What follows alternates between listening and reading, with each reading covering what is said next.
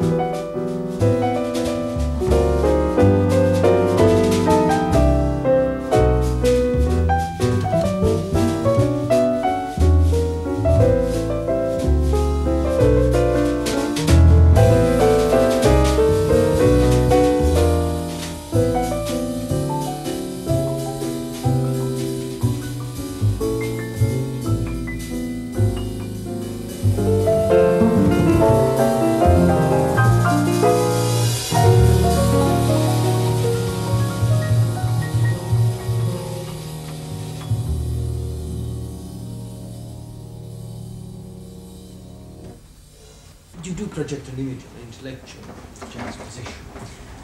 But how far does the intellect go? Only as far as being a student, really. That's as far as it can go, because intellectually you couldn't manipulate yourself fast enough intellectually to play. I mean, jazz is a certain process that's not an intellectual process. You use your intellect to take apart the materials and learn to understand them and learn to work with them.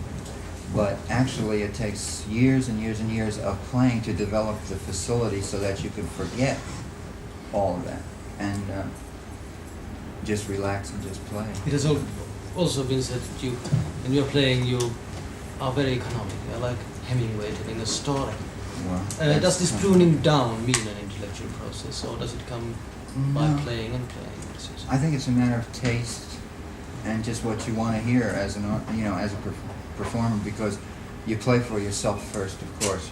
You're the primary audience for yourself, and I just don't like to hear superfluous things, and I hope there aren't too many elements that are superfluous in what I do.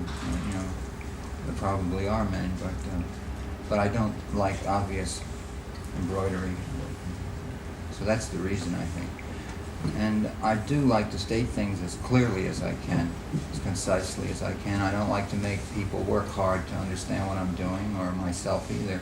If you can say it easy, why make it hard? That's the way I think. When you start playing, to what extent do you know exactly what is going to happen?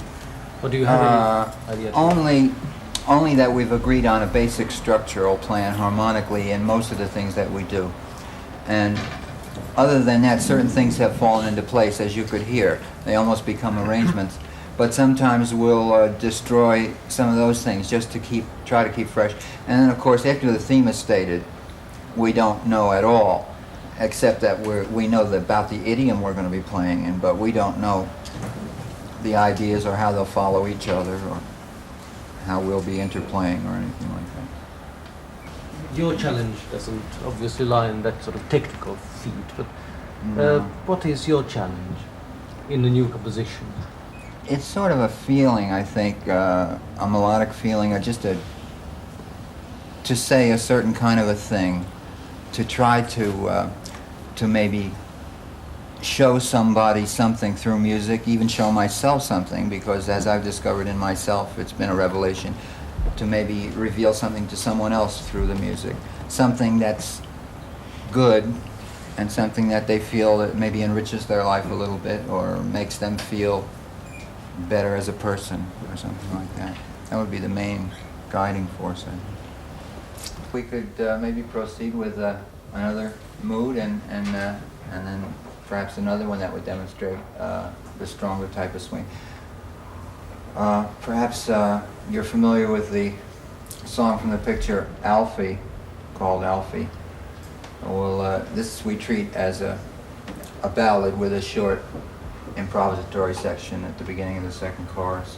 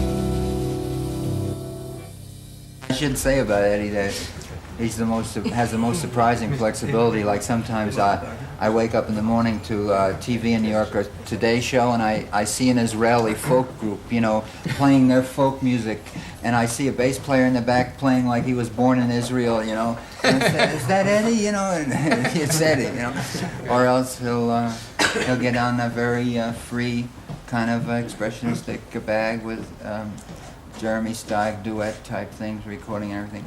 So Eddie is marvelous in that he has a very wide scope, and as much as he fits me like a glove, you would almost think that this is the only way he could play because he does it so perfectly, but it's not true. Where did you study bass? Well, I've been playing about 13, 14 years. I played all through high school and went to Juilliard after that. I see. Studied classical bass. But you were playing drums in a symphony orchestra. Yeah, for a while when I was going to college. What made you decide to leave the orchestra? Well, he was counting measures one day. Yeah, right. And all of a sudden, No, I couldn't express myself at all. It's just read the music and that's it. No room for self-expression. And that room has now opened up. Oh, indeed it has. Would I you don't accept think there are any classical idiom into well, the idiom, yeah, if it would apply, if you could apply it. Who's your favorite among the classical composers? I guess if I had to pick one, it would be Bach. But That's very common among the jazz probably musicians. so. But I do like many composers. All the classical composers, Beethoven, Bach, Haydn. I love Haydn, incidentally, very much too. Mozart, and Debussy, Ravel, Bartok. Like that. And your opinion about this avant-garde jazz? I think there's a very healthy thing going on. I don't think it's gotten organized enough yet, maybe.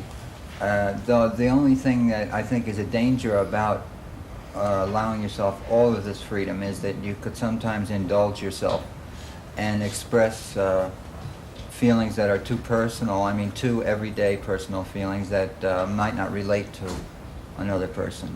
And I think that you have to be very careful to have an aesthetic guiding force if you allow yourself this kind of a freedom, and also be very selective about the feelings that you want to express, because otherwise you could get as subjective as an infant that's crying in his crib, and no one can deny that this infant is expressing himself, but no one would call it art.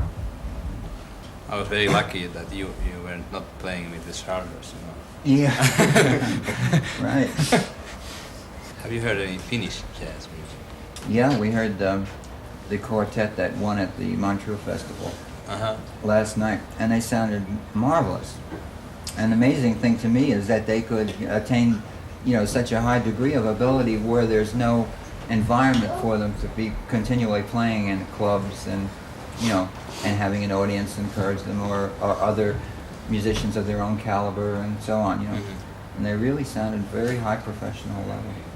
Maybe we can finish up featuring everybody in the trio with a Miles Davis number that's come to be associated with our group, because no one else seemed to pick up on it after it was written for a Cannonball date that I did with Cannonball in 1958. He asked Miles to write a tune for the date. Miles came up with this tune, and it was kind of a new type of sound to contend with. It was a very modal sound, and I picked up on it, but no one else did. The tune is called Nardis.